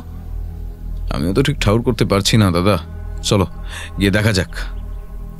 ঘরটার কাছে যেতেই ব্যাপারটা পরিষ্কার হলো। গা শিউরে উঠল দুজনেরই। খুন হয়েছে রাহুল শেরপা। তার মেয়ে কাঁদছে, হাউ হাউ করে কাঁদছে। ওর আর কেউ ছিল না এই বাবাটা ছাড়া। নিখিলেশ আর অগ্নিদা উভয়েই স্তব্ধ। এইসব হলো কেমন করে? নিখিলেশই নীরবতা ভাঙল। গম্ভীর ভাঙা ভাঙা একটা গলায় বলল, এসব কখন হলো মা? মেয়েটা তখন তার বাবার মৃত্যুতে শোকাহত। মেয়েটা কাঁদতে কাঁদতে উত্তর দিল, এই মিনিট 5 আগে সাহেব, ওরা এলো, বাবাকে গুলি মেরে দিল। আমি এবার কি করে গুজারা করব সাহেব? আমার জিন্দগিটাকে নরক বানায় দিল ওরা। যারা এই কাজ করলো তাদের তুমি চেনো? না সাহেব, চিনি না। ওরা একটা কালো গাড়ি করে এলো। সবার মুখটা তো দেখি, কালো কাপড়খানি দিয়ে ঢাকা আছে। নিখিলেশ আরো গম্ভীর হয়ে উঠল। হঠাৎ তার চোখে পড়ল একটা কাগজ। ও সেটা কুড়িয়ে নিল। এই কাগজ, এতে আবার কি লেখা দেখি তো। The final justice to the traitor, be careful Bakshi. মানে বিশ্বাসঘাতকের উপযুক্ত শাস্তি, সাবধান হও বক্সি। তাহলে কি এটা ওই জঙ্গি দলের কাজ? সে নিয়ে সন্দেহ নেই দাদা, কিন্তু খটকা হলো এখানে রাহুল শেরপাকে ওরা বিশ্বাসঘাতক বলছে কেন? সে কি এই দলের সঙ্গে যুক্ত ছিল? জটিল ব্যাপার। এই যে মামনি, তোমার দুঃখটা আমরা বুঝতে পারছি। তুমি নিজেকে একটু সামলাও। তোমার বাকি জীবন কাটাতে যাতে সমস্যা না হয় তার দায়িত্ব আমাদের। আফটার অল, তোমার বাবার মৃত্যুর জন্যে আমরাও আংশিক দায়ী। উনি ঠিকই বলছেন মা, নিজেকে একটু সামলাও। আমাকে একটা কথা বলো তো। বলেন সাহেব। তোমার বাবার সঙ্গে কি কেউ বা কারা দেখা করতে আসতো? না, তেমনটা তো জানি না বাবু। তবে মাঝে মধ্যে রাতে একজন কেউ আইতো, ঘোড়ায় করে আইতো। আমি তার মুখ দেখি নাই। বাবা বলতো সে নাকি টাকা দেয় মাল পৌঁছে দেবার জন্যে। ঘোড়ায় করে আসতো? আচ্ছা, তোমার বাবা কি মাল পৌঁছে দিতেন? তা তো আমি জানি না বাবু। বাবাও কোনোদিন আমারে কয় নাই। কিন্তু আমার বাবাটা চলে গেল সাহেব। মেয়েটা আবার কান্না জুড়ে দিল। নিখিলেশ অগ্নিদাকে বলল, এখনই থানায় যেতে হবে ট্যাক্সি করে। আর বড়বাবু ইমরান হোসেনকে ডেকে আনতে হবে তার দলবল সমেত। জানো সাহেব, আজ বাবা আপনারে কিছু বলতো, কিন্তু তার হলো না। এমনকি মরার আগের মুহূর্তখানেও সে বিড়বিড় করে চলে গেল।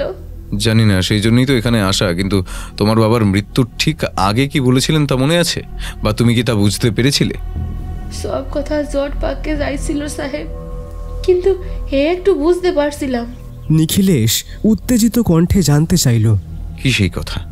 ঘরেওয়ালে বাবু, আর তারপর মনে হলো যেন কইলেন ফার্ম, তারপরে সব শেষ। নিখিলেশের মনে তখন অনেকগুলো প্রশ্ন। এর মধ্যেই হোসেন সাহেব এলেন। লাশ পোস্টমর্টমের জন্য চালান করলেন। আমাদেরকে আজকে দুপুরে হুমকি দিয়ে সতর্ক করতে চেয়েছিল ওরা, কিন্তু সেখানে যে প্রাণনাশের আশঙ্কা আমরা ছাড়াও বাকিদেরও হতে পারে সেটা ভাবিনি। আমারই ভুল। নিশ্চয়ই আমার বাড়ি থেকে বেরোবার সময় পর্যন্ত কেউ আমাদের হোটেলের উপর নজর রাখছিল। আমরা বেরোনো মাত্রই এই রাহুল শেরপাকে হত্যার নির্দেশ দেয় সে। কিন্তু এত তাড়াতাড়ি খবর পেল কি করে? দাদা ভুলে যাচ্ছ কেন? Radio transmitter. সব কাজকর্ম মিটিয়ে বাড়ি ফিরতে রাত 11টা বাজল। রাহুল শেরপার মেয়ে এখন থানার এক লেডি কনস্টেবলের বাড়িতে থাকবে। মনে অনেক দ্বিধা আর প্রশ্ন নিয়ে ওরা বিছানায় শুল, কিন্তু ঘুম সহজে এলো না। পরদিন সকালে হাঁটতে বের হলো নিখিলেশ। Morning walk. অগ্নিদা ঘুম থেকে ওঠেননি। উনি শুতে গিয়েছিলেন ভোর রাত্রে। সারা দিনের ধকলের পর এখন ঘুম না ভাঙাটাই স্বাভাবিক। হাঁটতে হাঁটতে কিছুক্ষণ পর সে ম্যালে পৌঁছল। সেখান থেকে আরও একটু এগিয়ে একটা বিশেষ বিখ্যাত ভিউ পয়েন্ট। সেখানে দাঁড়িয়ে সে মন ভালো করা সূর্যোদয় দেখল, কিন্তু তার মনে এখন গিজগিজ করছে অনেকগুলো প্রশ্ন। সে নিজের মনে মনে বলল, রাহুল শেরপা ঠিক কি বলতে চাইছিল? আর ঘোড়েওয়ালে বাবুর ফার্ম মানে? লালবাজার কি সত্যি জঙ্গিদের টার্গেট ছিল? যদি ওটাই টার্গেট হয়ে থাকে তাহলে অত কম আরডিএক্স কেন? নাকি অন্য কিছু রহস্য আছে? আর ওই অর্গান ট্রাফিকিং গ্যাংয়ের সঙ্গে কি এর কোনো যোগাযোগ আছে? এরকমই 7-5 ভাবছিল নিখিলেশ। হঠাৎ একটা ডাক, পরিচিত স্বর, ধর্মেন্দ্র আগরওয়াল। ওমা, উনি ঘোড়ায় চড়ে আসছেন। আরে আগরওয়ালজি, এত সকালে এখানে? হ্যাঁ, এই সকালটা একটু বেরোই আর কি বাবু, ফ্রেশ এয়ার যাকে বলে, আর মুসকুস হয়ে যায়। কেমন এনজয় করছেন আপনারা অনিল বাবু? আর আপনার সঙ্গী লোকটাকে তো দেখছি না। হ্যাঁ, মজা তো হচ্ছেই, সঙ্গে তো ভয়ও হয় মশাই। যেভাবে বিস্ফোরণ আর খুন হচ্ছে, কখন যে স্বর্গদর্শনে বেরোতে হবে তার ঠিক নেই। আপনি অমলদার কথা বললেন, উনি অলস প্রকৃতির মানুষ। এসব মর্নিং ওয়াকে ঘোর আপত্তি তার। আজকে বিকেলে কোনো পিলান টিলান আছে নাকি অনিল বাবু? না, সেরকম কিছু নেই, কিন্তু কেন বলুন তো? না হলে বলতাম আমার নার্সারি আর বাগানটা একটু ঘুরিয়ে যেতে। লেবু আর আপেলও আছে, সাথে নানান আরও গাছ। ছোট একটা বোটানিক্যাল গার্ডেন বললেও গলত বলা হইবে না। তবে ঠিক আছে, কিন্তু 4:30টার সময় আপনার গার্ডেনে দেখা হচ্ছে। আমরা দুজনেই আনন্দিত হব কিন্তু ওখানে গেলে। আগরওয়ালজি ঘোড়া ছুটিয়ে বিদায় নিলেন। নিখিলেশ আর একটু ঘোরাঘুরি করে একবার থানায় গেল। ইমরান সাহেব নেই। একজন এসআইকে ডেকে এসে বলল, এই যে মনোজ, একটা কাজ দিচ্ছি তোমায়। মনোজ এই থানাতেই পোস্টেড। তার বয়স 26-27, নতুন চাকরি। সে বেশ পটু, তাই নিখিলেশ ওকেই ধরল। হ্যাঁ বলেন নিখিলেশ দা, কি করতে পারি? আজকে বিকেলের মধ্যে তুমি খোঁজ নিয়ে রেখো যে দার্জিলিং কালিম্পং এলাকায় কারা কারা ঘোড়া ব্যবহার করে। সে তো অনেকেই করে, কিন্তু তা আপনার কোন কাজে লাগবে দাদা? আমি আর একটু সহজ করে দিচ্ছি। ফার্ম হাউস আছে এমন কেউ যে ঘোড়া ব্যবহার করে, আর আমি দরকার ছাড়া কোনো কাজ করি না, তাই তথ্যটা আমায় জোগাড় করে দিলে ভালো হয়। কাজ হয়ে যাবে দাদা, বিকেলে এসো 6টা নাগাদ, লিস্ট পেয়ে যাবে। বেশ, তাহলে আমি এখন আসি। নিখিলেশ হোটেলে ফিরল। বৌঠানকে ওর দাদার বাড়িতে টেলিফোন করল, কিন্তু এখানকার জটিল পরিস্থিতির কোনো আভাস মাত্র সে দিল না। যদিও ও জানে বৌঠান চিন্তা করবেই, তাই শুধু শুধু তাকে আর কষ্ট দেওয়ার ইচ্ছে ওর নেই। সকাল থেকেই অগ্নিশ্বরদার শরীরটা ভালো নেই। ওকে নিখিলেশ সকালের সব ব্যাপারটা খুলে বলল। তিনি জানালেন বিকালে শরীর ভালো থাকলে তিনি অবশ্যই নিখিলেশের সঙ্গী হবেন। দাদা 4টে বাজে, ট্যাক্সিটা আসবে এবার। তুমি কি যাবে ওই গার্ডেন দেখতে? চলো, এখন একটু ভালোই আছি, ঘুরে আসি, তাহলে হয়তো আরও ভালো লাগবে। ওরা দুজন ট্যাক্সিতে উঠে যাত্রা শুরু করলো।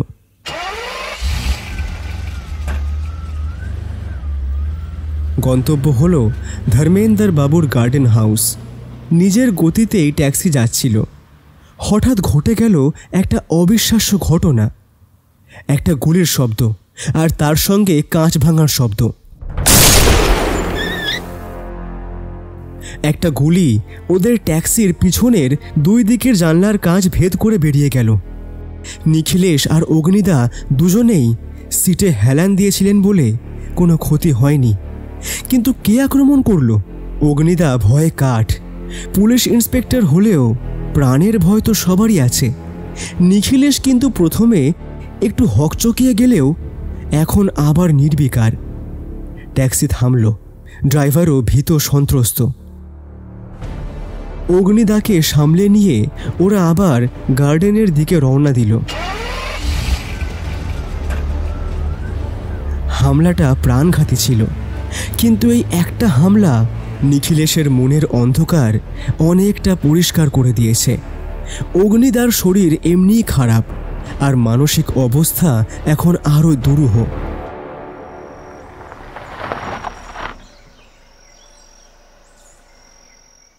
গার্ডেনে পৌঁছতেই দেখা গেল ধর্মেন্দ্রজি নিজে দাঁড়িয়ে মালিদের পরিচর্যা তদারকি করছেন। ওদের আসতে দেখে উনি এগিয়ে এলেন। আরে অমল বাবু, অনিল বাবু যে, আপনারা এসেছেন? বারে বাহ, সৌভাগ্য কি সৌভাগ্য। আসেন আসেন আসেন, এইদিকে আসেন। আপনার এই গার্ডেনটা তো সুবিশাল দেখছি। হ্যাঁ অনিল বাবু, ওই যে ওদিকে সব লেবু বাগান, আপনারা ওদিকটা যান, আমি যাচ্ছি। ওদের কামটা একটু বুঝিয়ে খুঁজিয়ে দিই, নাহলে মুসিবত। আমি আসছি, আপনারা এগান। আগরওয়ালজি এসে নিখিলেশদের সামনে দাঁড়িয়ে এক গাল হাসি দিয়ে বললেন, আমাদের নার্সারিতে যে কত রকম গাছ আছে বাবু, দেখে গেলে বুঝবেন। তিনি প্রথমেই তুলসী গাছ দেখালেন। ঘরের পবিত্রতা বাড়ায়, সর্দি কাশিতে দারুণ কাজ দেয়। পাশের অ্যালোভেরা পাতায় হাত বুলিয়ে বললেন, চামড়া ভালো রাখে, ছোটোখাটো পোড়া বা আঘাতে এর রসই ওষুধ। একটু দূরে থাকা লেবু গাছের দিকে ইশারা করে বললেন, পাতার গন্ধ মশা তাড়ায়, আর ফল তো ভিটামিনের খনি। তারপর নিখিলেশ আর অগ্নিদাকে নিয়ে গেলেন ফুলের শাড়ির দিকে। জবা, জুঁই, গাঁদা। জবা চুলের জন্য ভালো, জুঁইয়ের গন্ধ মন শান্ত করে, আর গাঁদা আবার কীটপতঙ্গ দূরে রাখে। এগিয়ে গেলেই দেখা গেল অশ্বগন্ধা, ব্রাহ্মী, শতাবরী। এগুলো শরীর মন দুই চাঙ্গা রাখে। এরপর আগরওয়ালজি হাঁটতে হাঁটতে বললেন, এসো এবার তুমি আমাদের বাগান দেখায়। ওরা তিনজন পৌঁছলেন লেবুর বাগানে। সারি সারি সবুজ ঝোপ, পাতায় হালকা ঝাঁঝালো সুবাস, কিন্তু শাখায় টকমিষ্টি লেবুর ঝুলন্ত হলুদ আভা। বাতাসে যেন এক সতেজতার জমাট। আর একটু এগিয়ে দেখা গেল আপেল বাগান। লম্বা সারি ধরে দাঁড়ানো গাছগুলোর ডালে টকটকে লাল ফল ঝলমল করছে। হাওয়া বইলে পাতার শব্দে মিশে আপেলের হালকা সুবাস। আগরওয়ালজির চোখে তখন গর্বের ঝিলিক। এই বাগানটাই আমার প্রাণ অনিল বাবু। অগ্নিদার মন থেকে সেই ঘটনার ছাপ এখনো মোছেনি। তার মুখ উদাস। তাকে দেখে এবার আগরওয়ালজি বললেন, আচ্ছা অমল বাবুকে এত হতাশ দেখাচ্ছে কেন? আসলে আমাদের ফেরার সময় এগিয়ে আসছে। এই তো আছে 1 তারিখ, আমরা আর 2-3 দিন বাদেই ফিরবো, তাই একটু উদাস আর কি।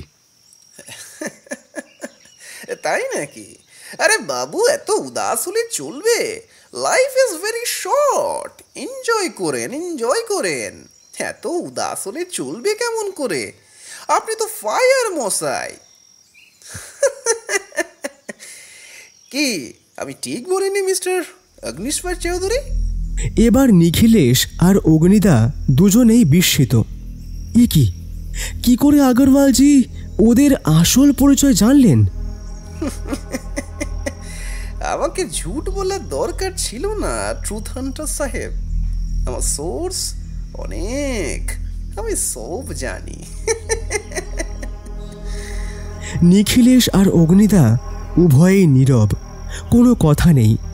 দুজনেই লক্ষ্য করল আগরওয়ালজির মুখে একটা বাঁকা হাসি। আমি জানি আপনারা কেন এসেছেন। দেখুন, কাজে সফল হন কিনা দেখুন। আগরওয়ালজি, আপনার গার্ডেন সত্যিই সুন্দর। যাই হোক, আজকে আমরা আসি। আসেন আসেন, আই হোপ আবার মুলাকাত হবে আমাদের, জরুর মুলাকাত হবে। গম্ভীর বিমর্ষ মুখ আর মনের মধ্যে অনেকগুলো ভাবনা নিয়ে ওরা দুজন আবার ট্যাক্সিতে বসল। কারো মুখে কোনো কথা নেই। অগ্নিদার শরীর ভালো নয়, তাই ওকে হোটেলে নামিয়ে দিয়ে নিখিলেশ থানায় যাবে। ওর মাথায় একটা প্ল্যান এসেছে। সেটা জটিল, কিন্তু ঠিকভাবে সব সাজানো গেলে পালের গোদা হয়তো ধরা পড়বে। সেদিন নিখিলেশ অনেক রাতে হোটেলে ফিরল। সে জানে সে কিভাবে ঘুঁটি সাজিয়ে এসেছে। সব ঠিকঠাক হলে কালকে সকালেই সুখবরটা পাওয়া যাবে। সে নিজে এই অভিযানের অংশ নয় এখন। এটা জীবনের ঝুঁকি আর ন্যাশনাল সিকিউরিটির ব্যাপার। জীবনের ঝুঁকি নিতে ওর ভয় নেই, কিন্তু সিকিউরিটি ইস্যুর জন্য সে অপারেশনের দলে নেই। ঘড়িতে বাজে প্রায় রাত 12:30। অগ্নিদা ওষুধ খেয়ে অকাতরে ঘুমোচ্ছেন। উনি এখনও কিছুই জানেন না যে নিখিলেশ কি প্ল্যান করেছে আর কিভাবে করেছে। নিখিলেশের ঘুম এলো না। সে টেলিফোনের অপেক্ষায় অধীর আগ্রহে জেগেই রইল। দুটো ফোন আসবে। যথারীতি দুটোই আসার কথা ইন্সপেক্টর ইমরান হোসেনের কাছ থেকে। নিরন্তর অপেক্ষা, চিন্তা আর সিগারেটের ধোঁয়া ওড়ানো। আর কোনো কাজ নেই এখন। অনেক অপেক্ষার পর প্রথম টেলিফোনটা এলো রাত 3:05। আর দ্বিতীয় ফোনটা ভোরবেলা 4:30 সময়। দুটো ফোনেই সুখবর, অপারেশন সফল হয়েছে। অগ্নিদার ঘুম এখনো ভাঙেনি। নিখিলেশের এখন অনেক হালকা লাগছে। আপনারা ঠিকই ভাবছেন শ্রোতা বন্ধুরা, মূল আসামি গ্রেফতার হয়েছে। কিন্তু ঝড়ের গতিতে এমন সব হলো কি করে? জানতে তো ইচ্ছে হবেই, আর সেটাই স্বাভাবিক। ঠিক এই ইচ্ছেই দানা বেঁধেছিল অগ্নিদার মনে। সকালে উঠতেই নিখিলেশ তাকে দিল সুখবরটা। কিন্তু কেমন করে এক রাত্রে এত বড় অভিযান সফল হলো তা বলেনি। সে শুধু বলেছে, আর কয়েক ঘন্টার অপেক্ষা, তারপরেই সব জানতে পারবে দাদা। এটা নিখিলেশের বদ অভ্যাস। সে সবটা খুলে বলতে চায় না সহজে। সময় এলে তখন বলে। এবারে সময়টা এলো সেদিন বিকেলে।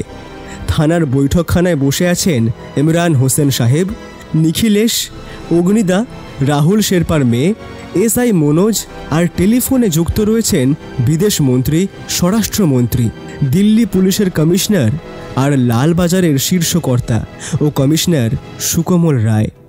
সকলেই আগ্রহী নিখিলেশের ডিডাকশন শুনতে।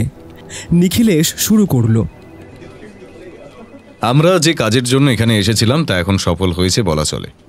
আপনারা সকলেই সম্পূর্ণটা শুনতে আগ্রহী আমি জানি। আমি একদম গোড়া থেকে বলি। শিলিগুড়ি নেমেই খবর পেয়েছিলাম যে সেদিন ভোরে দার্জিলিংয়ে একটা বিস্ফোরণ হয়েছে। আমরা গাড়ি করে দার্জিলিংয়ের দিকে আসার সময় ঘটে আর একটা বিশেষ ঘটনা। রাস্তার উপর একটা মরদেহ পড়ে থাকতে দেখা যায় এবং পুলিশ সেটাকে প্রথমে আত্মহত্যা বলে মনে করে, কিন্তু আমি বুঝতে পারি যে বিষয়টা খুন, আত্মহত্যা নয়। ওই ঘটনার ফলে আমার সঙ্গে পরিচয় হয় রাহুল শেরপা বলে এক স্থানীয় ব্যক্তির। সে পুলিশের কাছে ধরা পড়েছিল মরদেহের হাত থেকে সোনার চেন খোলার অপরাধে। আমি পুলিশকে অনুরোধ করে তাকে ছেড়ে দিতে বলি। আমি তাকে কাজ লাগাতে চেয়েছিলাম আমার দরকারে। আসলে আমার অনেক ইনফর্মার আমার হয়ে কাজ করে, যারা আমাকে পারিপার্শ্বিক অঞ্চলের নানা খবর এনে দেয়। সেরকম একজন কাউকে আমার এখানেও দরকার ছিল। তা আমি বেছে নিই রাহুল শেরপাকে। পরে জানা গিয়েছিল যে ওই মৃতদেহ থেকে অঙ্গ পাচার করা হয়েছে। আমার প্রথম থেকেই মনে হচ্ছিল জঙ্গি দলটার সঙ্গে এই ঘটনার কোনো যোগাযোগ আছে কিনা। পরবর্তী ক্ষেত্রে অবশ্য সেই যোগাযোগ পাওয়া গিয়েছে। ইতিমধ্যে একদিন রাহুল শেরপা এসে আমায় জানায় যে তার আমাকে কিছু খুব গুরুত্বপূর্ণ বলার আছে। আমি যেন পরের দিন বিকেলে ওর বাড়িতে দেখা করি। সেই মতো আমি রাজি হয়ে গিয়েছিলাম। দেখা করতে যাওয়ার দিন দুপুরে আমাকে একটা সাবধানবাণী হিসেবে চিঠি পাঠানো হয়। আমি সেটা তোয়াক্কা না করে ওর বাড়ির দিকে রওনা হয়ে যাই। কিন্তু সেখানে গিয়ে দেখতে পাই রাহুল শেরপা খুন হয়েছে।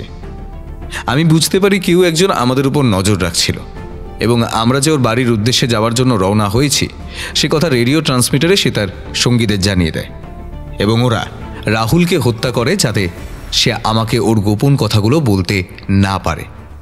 এমনকি একটি চিঠিও তারা ফেলে যায় এবং তাতে লেখা বিশ্বাসঘাতকের শেষ বিচার। তখনই বুঝতে পারি রাহুল শেরপা কোনো না কোনোভাবে ওই জঙ্গি দলের সঙ্গে যুক্ত ছিল। তাই এর মধ্যে আর একটা খবর পেয়েছিলাম আমি। জঙ্গিদের হামলাস্থল হিসেবে আমরা চিহ্নিত করেছিলাম লালবাজার গ্যাংটক। সেখান থেকে অল্প পরিমাণে RDX উদ্ধার হয়েছিল। তবে আমার মনে প্রশ্ন ছিল যে সত্যি লালবাজারই যদি সেই আক্রমণের জায়গা হয় তাহলে অত কম বিস্ফোরক কেন, নাকি আরও অন্য কোথাও বিস্ফোরক আছে? রাহুল শেরপা আবার মৃত্যুর আগে দুটো কথা বলে যায়, ঘোড়েওয়ালে আর ফার্ম। এই কথা দুটো বারবার ভাবার পর আমার মনে হয় এই সম্পূর্ণ ব্যাপারটার সঙ্গে এমন কেউ একজন যুক্ত যার নিজস্ব একটা ঘোড়া আছে আর একটা ফার্ম আছে। আমি এই থানার SI মনোজকে খোঁজ করতে বলি। রাহুলের মৃত্যুর পরের দিন সকালবেলা আমার সঙ্গে দেখা হয় ধর্মেন্দ্র আগরওয়ালের সঙ্গে। ইনি আমাদের পূর্ব পরিচিত। সেদিন রাস্তায় লাশ দেখতে যাওয়ার আগে ওনার সঙ্গে পরিচয় হয়েছিল, যদিও তাকে আমরা আমাদের আসল পরিচয় বলিনি। উনি নিজের পরিচয় দিয়েছিলেন একজন নার্সারির মালিক হিসেবে। তো সেদিন সকালে যখন ওনার সঙ্গে আবার দেখা হলো সেদিন উনি একটি ঘোড়ায় চড়ে ঘুরতে বেরিয়েছিলেন। তখন আমার ওনার প্রতি কোনো সন্দেহ জাগেনি, কিন্তু আমার মূল ভাবনা পাল্টে গেল বিকেলবেলা। আমি আর অগ্নিশ্বর চৌধুরী যখন ট্যাক্সি করে ধর্মেন্দ্র বাবুর গার্ডেন দেখতে এসেছিলাম তখন আমাদের ট্যাক্সির উপরে গুলি চলে। তখন আমি বুঝতে পারি যে এই ঘটনার সঙ্গে ওই ব্যক্তির সম্পূর্ণ যোগাযোগ রয়েছে, কারণ উনি ছাড়া আর কারোর জানার কথা নয় যে আমরা ট্যাক্সি করে ওই রাস্তা দিয়ে ওই জায়গাতে যাব। আবার ঠিক ওই সময় গার্ডেনে পৌঁছে আরও অবাক হয়ে যাই আমরা। সেখানে কথার ফাঁকে আগরওয়ালজি বলেন তিনি আমাদের আসল পরিচয় জানেন এবং আমরা কেন এসেছি তাও জানেন। তখন ওনার প্রতি সন্দেহ আমার আরও দৃঢ় হলো। ইন্সপেক্টর অগ্নিশ্বরকে হোটেলে নামিয়ে দিয়ে আমি আসি এখানকার এই থানায়। সেখানে এসে মনোযোগের কাছ থেকে আমি পাই ঘোড়া মালিকদের সেই লিস্ট, আর তার সঙ্গে ইমরান হোসেন সাহেব আমাকে খবর দেন যে ইন্টেলিজেন্স খবর পেয়েছে কাজটার সঙ্গে প্রাক্তন অ্যান্টি ন্যাশনাল ডাক্তার জুলফিকার করিম খাসনামা বলে এক ডাক্তার জড়িয়ে আছে। তখন আমার মনে একটা সন্দেহ জন্মালো। ডাক্তার আর অঙ্গ পাচারকে তখন যুক্ত করা হচ্ছিল এক সুতোয়। আমি পুলিশদের খোঁজ নিতে বললাম যে ওই ধর্মেন্দ্র আগরওয়ালের নামে দার্জিলিং কালিম্পং এলাকায় কোনো ফার্ম হাউস আছে কিনা। ঘন্টা দুয়েকের মধ্যে পুলিশ খোঁজ করে জানালো ওনার একটা ফার্ম হাউস রয়েছে কালিম্পংয়ে। আমি নিজে কিছুটা বুঝতে পারলেও সম্পূর্ণ নিশ্চিত ছিলাম না যে ওই ফার্ম হাউসে রেড করে কিছু একটা পাওয়া যাবে, কিন্তু তাও আমি বলি ওই বিশেষ টিম যারা গ্যাংটকে কালিম্পংয়ে ছড়িয়ে রয়েছে তাদেরকে ওই ফার্ম হাউসের ঠিকানা দিয়ে রেড করতে, আর এখানে একটা স্পেশাল ফোর্স গঠন করে বলি হিলস্টপ সেরেনি হোটেলে রেড করতে। হ্যাঁ, এ নাম আমাদের সামনে আগেও এসেছে। 28 বা তার বেশি সংখ্যক ঘর আছে এই হোটেল। খোঁজার সময় এই নামটা আমরা পাই, আর আশ্চর্যজনকভাবে এর মালিকও ধর্মেন্দ্র আগরওয়াল। পুলিশ রাত্রিবেলা 1:30 নাগাদ হঠাৎ ওই হোটেলে রেড করলে ধরা পড়েন ধর্মেন্দ্র আগরওয়াল। হোটেলে তার পোষা যে গুন্ডারা ছিল তাদের সঙ্গে পুলিশের কিছুক্ষণ গুলির যুদ্ধ চলে, কিন্তু শেষমেশ তারা হার মানতে বাধ্য হয়। আর এই আগরওয়ালের ব্যক্তিটি আর কেউ নয়, সেই দেশদ্রোহী ডাক্তার জুলফিকার করিম। দীর্ঘদিন এই অঞ্চলে তার ঘাঁটি গেড়েছে সে। নিজের এই নার্সারি আর ফার্ম হাউস ও হোটেল মিলিয়ে সে জঙ্গি গ্যাংকে চালনা করত।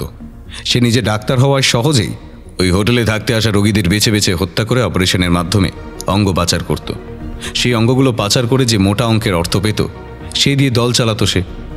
এভাবেই প্রায় দীর্ঘ 15-16 বছর ধরে পাহাড়ের রানী, দার্জিলিং আর সিকিমের জুলফিকার তার সঙ্গী বাহিনীর শাখা প্রশাখা ছড়িয়ে দিয়েছে, আর নিজের পরিচয়টাকে এমনভাবেই তৈরি করেছে একজন সজ্জন মানুষ ও শৌখিন ব্যক্তি হিসেবে যে কেউই তাকে সহজে অসম্মান করবে না।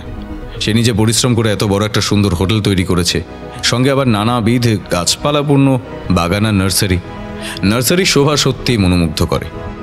কিন্তু এই সৌন্দর্যের মধ্যেই যে কোথাও একটা নোংরা চরিত্র লুকিয়েছিল সেটা খুঁজে বার করা সত্যি দুষ্কর কাজ ছিল। বরং আমি তো বলতে পারি দৈবাৎ এমন কিছু ঘটনা ঘটেছে যেগুলো আমায় এই জঙ্গিদের মাথার কাছে পৌঁছতে সাহায্য করেছে। ভাগ্য আমার সহায় না হলে কেসটা সমাধান করা এতটা সহজ হতো না।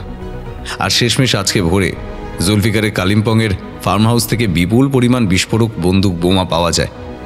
রাহুল কোনোভাবে সেই কথা জেনে ফেলেছিল, আর এই বিষয়টা সে আমাকে জানাতে চেয়েছিল। আমার যতদূর ধারণা শেরপা ওদেরকে নানান অঞ্চল নিয়ে তথ্য দিত আর খদ্দেরকে ওই হিলস্টপ সেরেনিটি হোটেলে পাঠাতো। তাছাড়া সে আর কোনো অপরাধের সঙ্গে যুক্ত ছিল না, আর এই কারণেই তাকে মরতে হলো। রাহুল শেরপার মেয়ে কেঁদে ফেলল। সবাই এতক্ষণ চুপ করেছিল। এবার ইমরান সাহেবই প্রশ্ন করলেন, কিন্তু নিখিলেশ বাবু, তাহলে ধাঁধায় রেড শব্দটার মানেটা কি ছিল? ধাঁধার মাধ্যমে ওরা আমাদের ভুল পথে চালনা করতে চেয়েছিল। ওরা জানতো পুলিশ একদিন গ্যাংটকের লালবাজার বুঝতে পারবেই, তাই এখানে অল্প বিস্ফোরক রেখে দেয়, যাতে সেটা উদ্ধার করেই পুলিশ ভাবে ওরা বিস্ফোরণ আটকে দিয়েছে। আর সেই সুযোগে কালিম্পংয়ে রাখা RDX দিয়ে ওরা কালিম্পংয়ের হাটে 5 তারিখ বিস্ফোরণ ঘটাতে পারে। আপনি যে কত বড় একটা নাশকতা বানচাল করে দিয়েছেন তার বলার অপেক্ষা রাখতে পারছি না নিখিলেশ বাবু। আপনারা দুজন না থাকলে যে কি হতো। এটা আমাদের ন্যাশনাল ডিউটি। আমরা গর্বিত আমরা দেশমাতাকে এত বড় ক্ষতির হাত থেকে বাঁচাতে পেরেছি।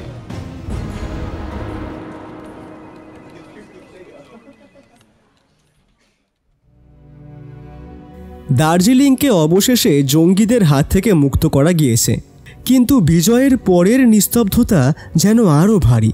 নিখিলেশ আর অগ্নিদার ফেরার পথে দাঁড়িয়ে দেখে পাহাড়ের গা বেয়ে নেমে এসেছে একটি বিরাট, একটি গভীর নিঃশ্বাসের মতো কুয়াশা।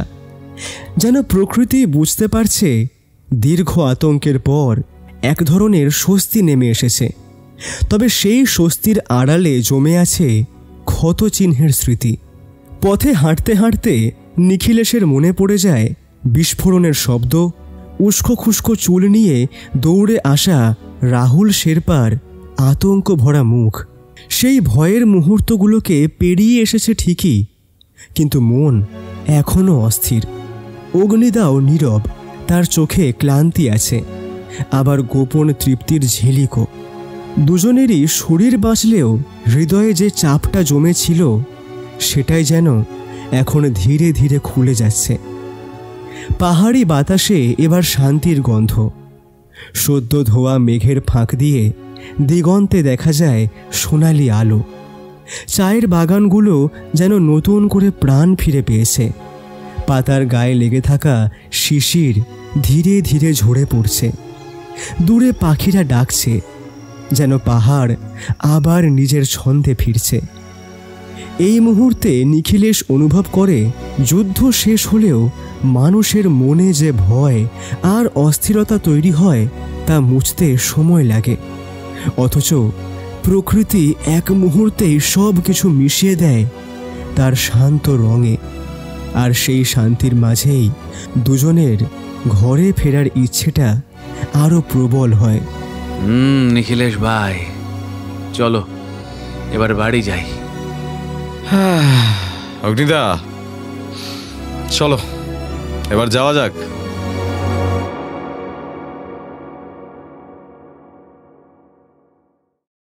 আজকের মতো আমাদের গল্পের আসর এখানেই শেষ হলো। আপনারা এতক্ষণ শুনছিলেন লেখক সৌম্যপ্রকাশ সাধকের কলমে পাহাড় চূড়ায় সন্ত্রাস। গল্পটা শুনে আপনাদের কেমন লাগলো এবং এই সিরিজের গল্প আরও শুনতে হলে কমেন্ট করতে ভুলবেন না। আমরা আরও তাড়াতাড়ি এইরকম অনেক গল্প আনবো, কথা দিলাম। গল্পটা আশা করি আপনাদের খুব ভালো লেগেছে, আর খুব ভালো লাগলে আমাদের চ্যানেলটাকে সাবস্ক্রাইব করতে ভুলবেন না। না, জোরাজুরি নেই, যদি ভালো লাগে তবেই। তাহলে সবাই খুব ভালোবাসা নেবেন আর খুব ভালো থাকবেন।